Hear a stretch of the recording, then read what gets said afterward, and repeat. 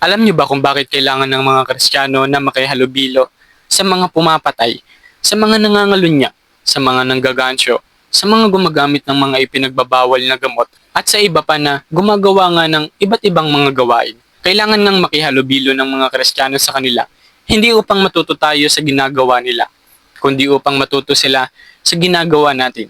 Katulad na lamang ng pananampalataya natin sa Diyos, ang paggawa natin ng mga mabubuting gawain na kinalulugdan nga ng Diyos, at upang mabahaginan din natin sila ng salita ng Diyos, upang sila din ay makakilala sa Panginoong Hesukristo, upang sila din ay maligtas. Kailangan lamang din nating magtiis sa pakikihalubilo sa kanila, kasi alam naman natin na ang iba sa kanila ay hindi nga tayo tatanggapin hanggat hindi tayo gumagawa ng masasamang mga gawain katulad nga ng mga ginagawa nila. Pero huwag tayong mawalan ng pag-asa sapagkat meron pa ring tatanggap sa atin sapagkat sila ay ibinigay nga sa atin ng Diyos Ama upang makatulong tayo sa kanila. Yun lang guys. Follow for more. God bless.